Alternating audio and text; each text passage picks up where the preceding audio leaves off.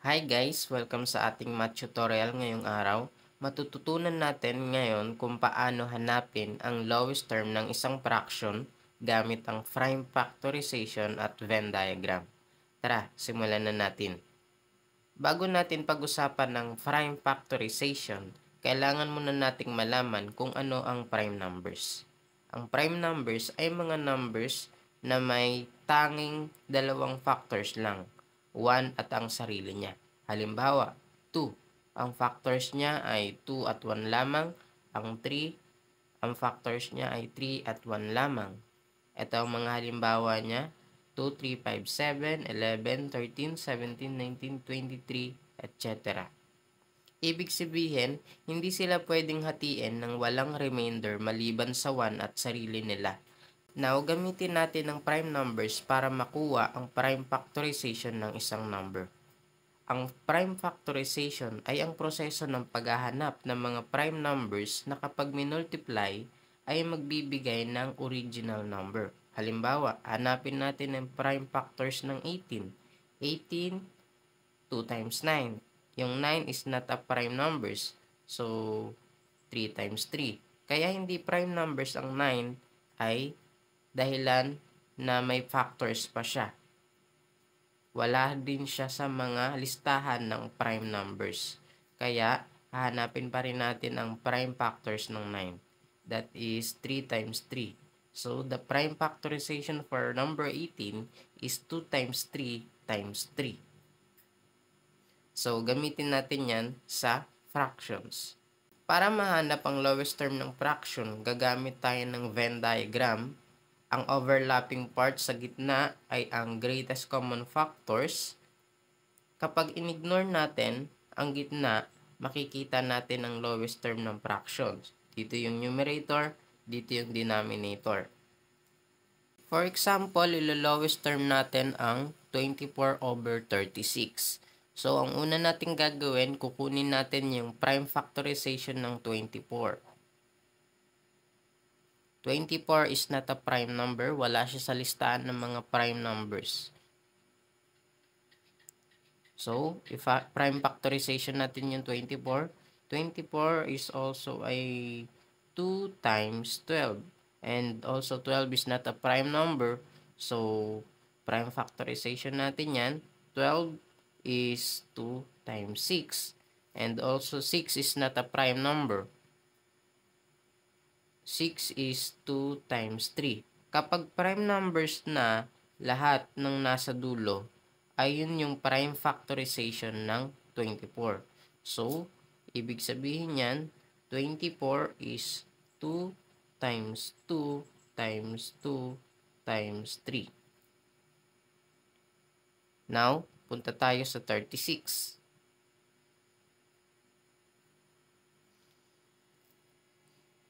36 is 2 times 18. 18 is 2 times 9. 9 is 3 times 3. Ibig sabihin, ang prime factorization ng 36 is 2 times 2 times 3 times 3. So, gamit naman tayo ngayon ng Venn diagram. Lagay lang tayo dyan ng dalawang bilog.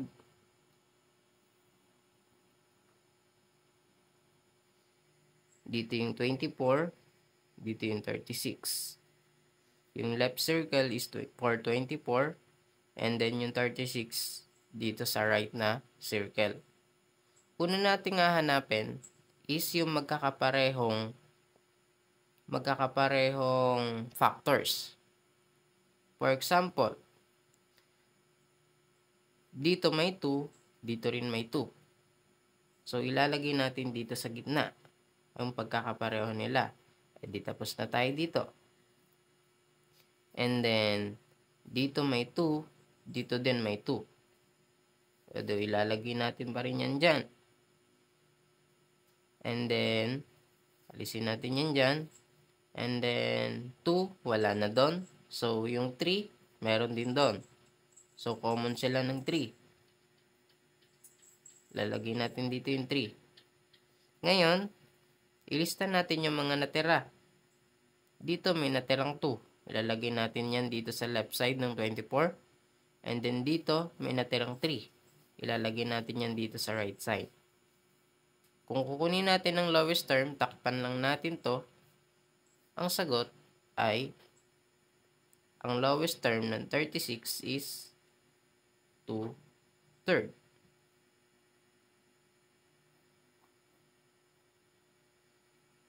Punta naman tayo sa pangalawang example. What is the lowest term of 42/56? So, kunin natin ang prime factorization ng 42. 42 is also a 2 times 21. 21 is 3 times 7. So, the prime factorization of 42 is 2 times 3 times 7. And then 56, kunin natin ng prime factorization ng 56. That is 7 times 8. And then 8 is 2 times 4. 4 is 2 times 2.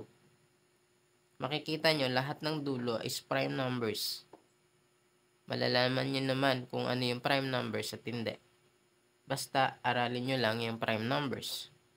So, ibig sabihin yan, ang prime factorization ng 56 is 7 times 2 times 2 times 2. Now, punta na tayo sa Venn diagram.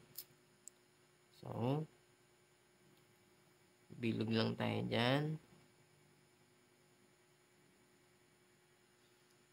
Yan, dito ang 42, dito ang 56. So, kunin natin yung common factors ng 42 and 56. Dito may 2, dito rin may 2. So, ilalagay natin yan dito sa gitna. So, dito burahin natin siya. Dito may 3, dito walang 3. So, wala siyang common factor na 3. So, 7, dito may 7, dito rin may 7. So, ilalagay natin yan dito sa gitna. And then yung matitira, dito sa bawat sides. Sa 42, may natirang 3. Lagay natin dyan. Sa 56, may natirang 2 times 2. That is 4. Ayan o, 2 times 2, 4. So, takpan natin yung nasa gitna. Ang sagot sa lowest term ng 42 and 56 is 3/4. Example number 3 tayo. Kunin natin ang lowest term ng 30/45. So, kunin muna natin ang prime factorization ng 30. 30 is 2 times 15. 15 is 3 times 5. So, the prime factorization ng 30 is 2 times 3 times 5. And then, kunin natin ang prime factorization ng 45. That is 5 times 9. And then, 9 is 3 times 3.